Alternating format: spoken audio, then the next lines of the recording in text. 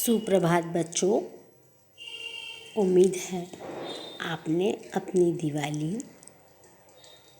का त्योहार बहुत ही अच्छे से मनाया होगा, सुरक्षित वातावरण में, और कोविड-19 को भी ध्यान में रखा होगा। मेरी ओर से और हमारे वर्धमान परिवार की ओर से आप सभी को दीपावली की शुभकामनाएं। नव वर्ष आप सभी के लिए मंगलमय हो।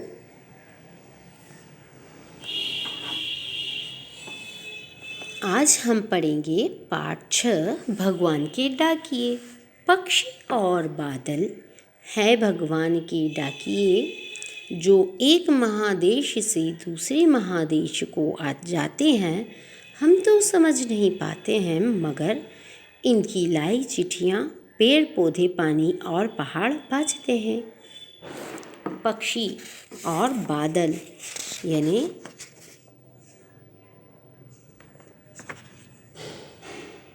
पक्षी हमने देखे हैं ठंड में दूर देशों से हमारे भारतवर्ष में पक्षी आते हैं। क्यों? क्योंकि उस समय वहाँ बहुत सी ज़्यादा ठंड पड़ती। हमारा भारतवर्ष थोड़ा गर्म है, इसलिए यहाँ पे विदेशों से भी बहुत से तरह तरह के पक्षी आते हैं। अर्थात कवि ने कहा है कि जो पक्षी हैं और जो बादल हैं वो हम भगवान के डाकिए हैं। वो हमारे लिए कुछ न कुछ संदेश लेकर आते हैं। जैसे बादल आते हैं काले काले, तो क्या संदेश लाते हैं वो? कि वर्षा ऋतु आने वाली है। उसी प्रकार जो पक्षी हैं, यदि वो दूर देश से आते हैं तो हमें ये सूचना लेकर आते हैं कि शीत ऋतु अर्थात ठंड का आगमन होने वाला है। हम तो ये बातें समझ नहीं पाते हैं, मगर उनकी जो बोली है, उनकी बोलियों को पेड़ पौधे, पानी और पहाड़ बाँचना यानी पढ़ना अच्छे से समझ जाते हैं और पढ़ते हैं। वे भी पक्षी, पेड़ पौधे और पानी भी पक्षियों का स्वागत करते हैं कि ये दूर देश से हमारे देश में आए हैं, ये हमारे मेहमान हैं। जिस प्रकार घर में आए हुए मेहमान का हम स्वागत करते हैं, वैसे ही यह भी उनका स्वागत करते हैं।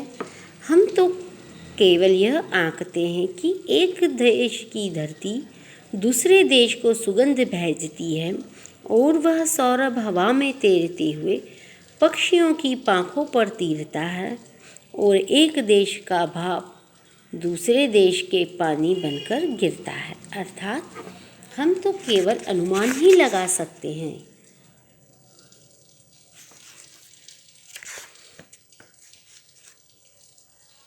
कि किसी दूसरे देश की सुगंध यहाँ के अर्थात वहाँ के जो पक्षी हैं वो किस प्रकार अपना जीवन यापन करते हैं। यदि हम पक्षियों के बारे में जानकारी पढ़ें, समझें, तो हमें पता चलता है कि वो किस प्रकार की जलवायु अर्थात मौसम में रहना पसंद करते हैं।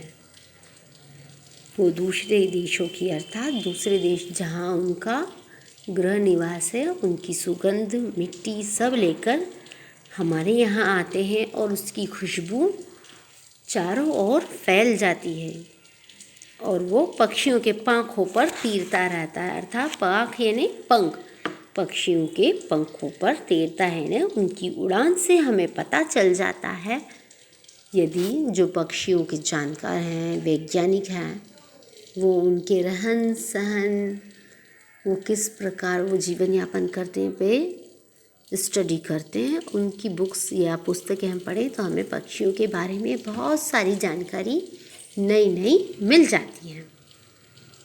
और क्या कहा है? और एक देश का भाप दूसरे देश के पानी बनकर गिरता है। अर्थात वो अपने साथ कुछ बीज का हज़ारों लाखों करोड़ों मीलों का सफ़र वो तय करके हमारे देश आते हैं, और जैसे ही शीत ऋतु खत्म होती है वो वापस अपने देश को लौट जाते हैं।